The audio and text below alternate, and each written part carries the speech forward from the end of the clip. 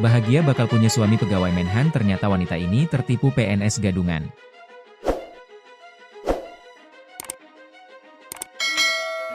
Rasa bahagia bakal dinikahi pegawai Kementerian Pertahanan ternyata hanya mimpi bagi wanita asal kota Banjar, Jawa Barat berinisial M. M tidak menyangka kepercayaannya bakal dikhianati pria yang sudah menjadi calon suaminya itu. Ternyata pria tersebut memanfaatkan M hanya untuk mengambil keuntungan belaka. Parahnya, pria yang mengaku pegawai Kementerian Pertahanan, Menhan, ternyata seorang PNS gadungan. M telah rugi hingga jutaan rupiah gara-gara tertipu bujuk rayu pria inisial Ed tersebut. Lantaran kesal, M lantas menjebloskan Ed ke penjara atas dugaan kasus penipuan. Ed kini telah ditangkap polisi atas kasus penipuan yang dilaporkan M. Ed diketahui mengaku sebagai PNS Kementerian Pertahanan, Kemhan.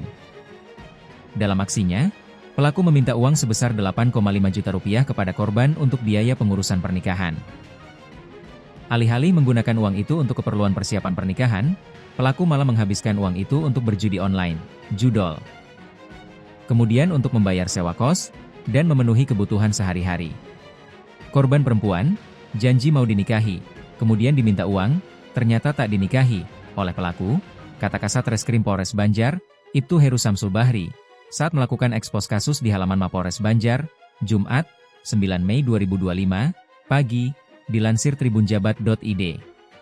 Heru mengungkapkan bahwa perkenalan antara korban dengan pelaku bermula ketika mereka berkunjung ke rumah saudara di kota Banjar. Untuk meyakinkan korban, pelaku Ed bahkan membuat foto editan dirinya mengenakan seragam Satpol PP dan mengirimkan foto-foto kegiatan atau pekerjaannya kepada M. Setelah korban merasa yakin dengan status pelaku, hubungan asmara mereka pun akhirnya terjalin. Tetapi setelah pelaku meminta uang untuk biaya pernikahan, korban merasa ditipu saat pelaminan mereka tidak pernah terjadi.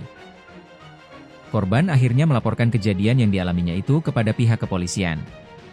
Setelah diselidiki, pelaku Ed ternyata bukanlah PNS melainkan pengangguran.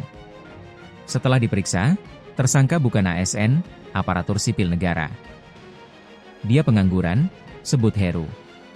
Atas perbuatannya, pelaku Ed dijerat dengan pasal 378 KUHP tentang penipuan Yungto, pasal 372 KUHP tentang penggelapan dan terancam hukuman penjara paling lama 4 tahun.